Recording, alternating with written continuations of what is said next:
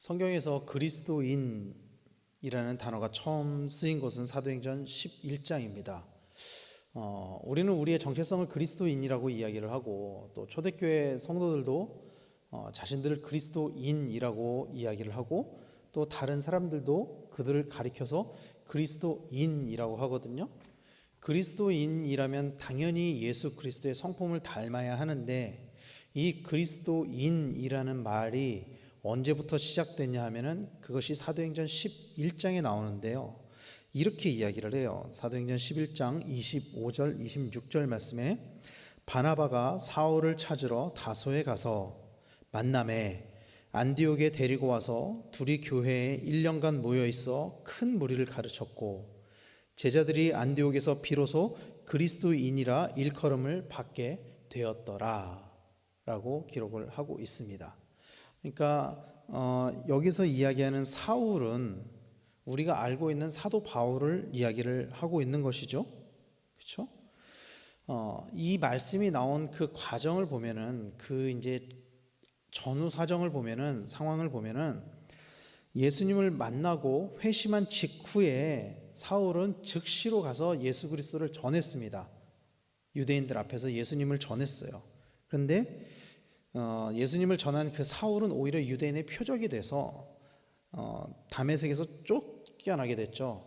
더 엄밀히 말하면 그리스도인들이 다메섹에서 이제 사울을 도망하게 했죠. 그리고 갈라디아서에 보면은 사울이 아라비아로 갔다가 또 다메섹으로 갔었던 것처럼 말씀에 기록이 돼 있어요.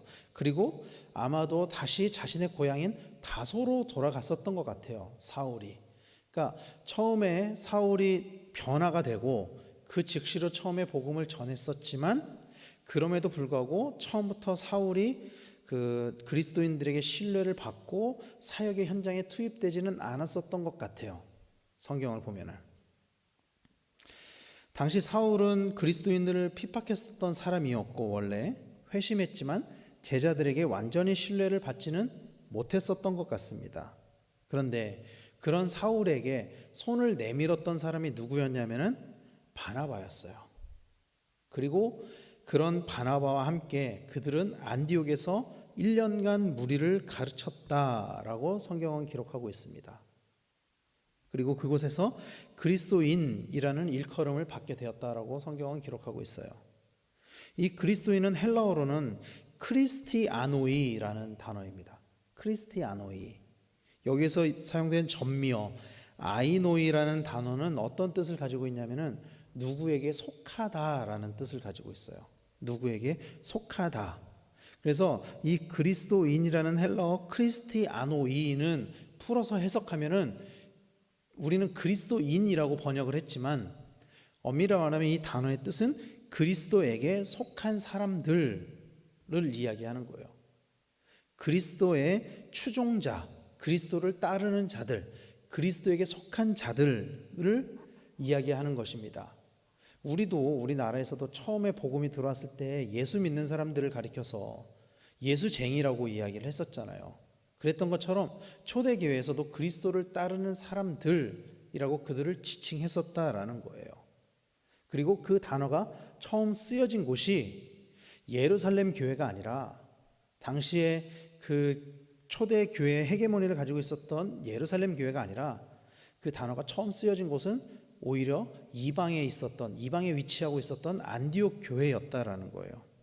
그렇다면 왜 안디옥 교회 성도들이 그리스도인이라는 일컬음을 받게 되었느냐는 거죠. 안디옥 교회가 가지고 있는 특징들이 여러 가지가 있습니다. 첫 번째는 안디옥 교회는 구제하는 교회였어요. 그리고 안디옥 교회는 동역하는 교회였습니다. 사람을 세우는 교회였어요. 그리고 안디옥 교회는 성령의 음성을 듣는 교회였습니다. 하나님의 음성에 따라서 사람을 파송했던 교회였죠. 그리고 안디옥 교회는 선교하는 교회였습니다. 안디옥 교회가 가지고 있는 특성이 이 네 가지 정도가 되는데, 이 네 가지의 특징은 정확하게 안디옥 교회의 리더인 바나바와 일치합니다. 바나바가 가지고 있는 그 특징, 바나바의 삶과 정확히 일치를 해요. 바나바는 구제하는 사람이었어요. 사도행전 12장 25절에 보면은 바나바와 사울이 부조하는 일을 마치고 마가라 하는 요한을 데리고 예루살렘에서 돌아오니라 라고 기록을 하고 있어요. 이게 무슨 이야기냐면 바나바와 사울, 그러니까 나중에 바울이 되는 이 사울이 예루살렘 교회를 위해서 후원금을 모집하고 그것을 전달하는 역할을 했었다라는 거예요. 구제하는 역할을 했었다라는 것입니다. 그리고 바나바는 동역하는 사람이었죠. 앞에서 이야기한 것처럼 바울을 처음 사역에 등장시킨 사람이 바나바였습니다. 사울은 그리스도를 믿고, 그러니까 예수 그리스도를 만나고 회심을 했잖아요. 전격적으로 회심을 했잖아요. 그런데 그럼에도 불구하고 여전히 그 사울에 대한 신뢰가 100% 있지는 않았었던 것 같아요. 그리스도인들 가운데에서. 그래서 사울이 예수 그리스도에게 직접 선택을 받았고, 또 그 사울에 관해서 직접 아나니아에게 내가 택한 사람이다, 이방인을 위해서 택한 사람이다 라고 이야기를 했었지만, 예수님께서 그럼에도 불구하고 유대인 공동체에서, 그리스도를 믿는 유대인 공동체에서 사울은 리더로 사용되어지지 않았었습니다. 그런데 그런 사울을 리더로 일으켜 세운 사람, 동역의 자리로 불러낸 사람이 누구였냐? 그것이 바나바였다라는 거예요. 그리고 거기에서 끝나는 것이 아니고 같이 전도 여행을 가잖아요. 우리가 이야기하는 바울의 1차, 2차, 3차 전도 여행, 그리고 성경에 자세하게 기록되어 있지는 않지만 아마도 갔을 것이라고 추정되는 4차 전도 여행까지 바울이 했던 그 총 4번의 전도 여행 중에 가장 중요한 그 첫 번째 전도 여행을 바울과 바나바가 같이 갑니다. 그런데 이 1차 전도 여행의 중심자, 그러니까 리더는 바나바였습니다. 그런데 어느 순간부터 이 바나바가 중심이었던 이 전도 여행의 무게중심이 사울 쪽으로, 그러니까 바울 쪽으로 바뀌게 됩니다. 그런데 그런 것들에 관해서 바나바가 불평을 갖지 않고 오히려 바울을 동역자로 세웠던 그런 사람이었다라는 거예요. 바나바가 그런 특징을 가지고 있었다라는 것입니다. 그리고 바나바는 성령의 음성을 듣는 사람이었어요.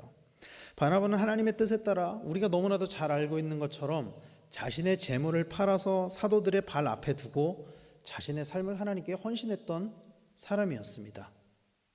바나바는 그렇게 당시 유대인들의 대부분이 우리말로 이야기하면 소작농과 같이 다른 사람의 밭을 빌려서 경작을 한다거나 다른 사람의 양이나 이런 동물들을 빌려가지고 양치기를 한다거나 이런 굉장히 가난한 삶을 살았음에도 불구하고 바나바는 자신의 밭을 소유할 정도의 그런 경제적인 능력이 있는 사람이었음에도 불구하고 그것을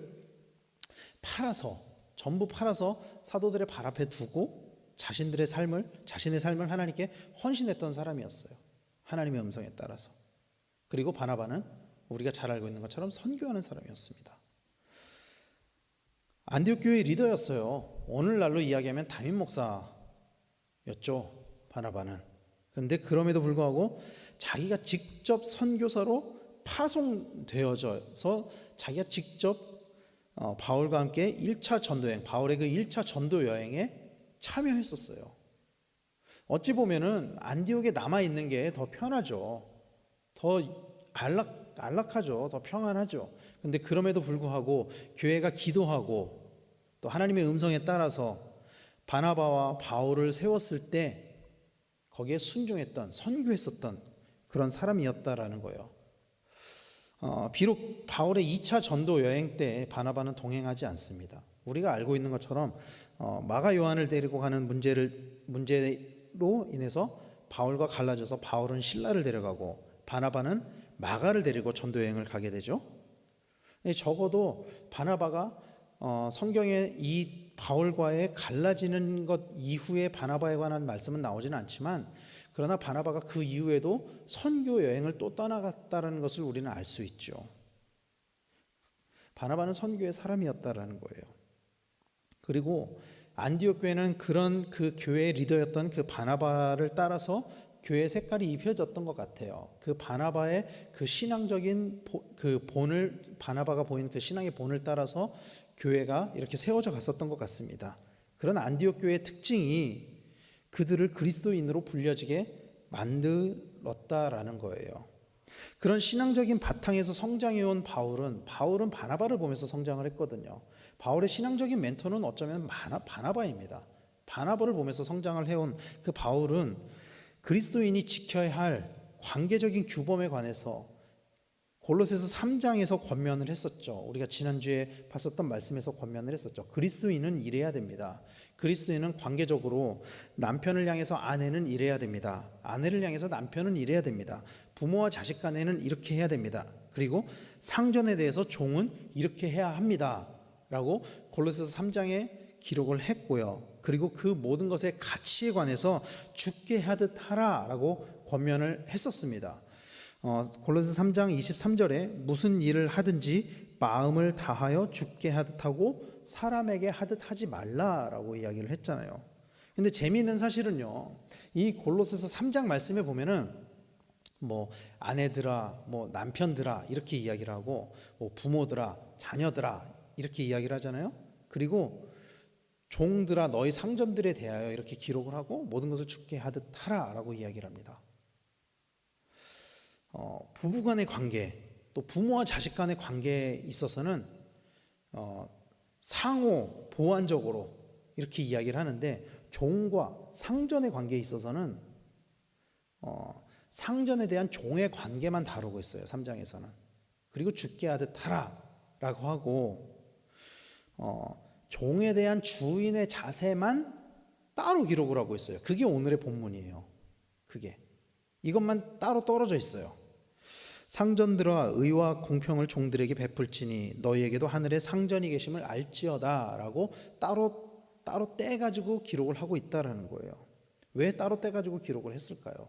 그만큼 이 말씀을 강조하고 싶었던 것 같아요. 바울은 여기에서 의와 공평을 종들에게 베푼다라고 이야기를 하고 있는데, 이것은 심판의 의미가 아닙니다. 이것은 그러니까 의와 공평을 종들에게 베푼다라는 것이 상전들아 종들을 공평하게 심판해라, 그들을 다스림에 있어서 심판해라, 이런 뜻이 아니에요. 현대어 성경에서는 이것을 어떻게 번역하고 있냐면요, 이렇게 번역하고 있어요.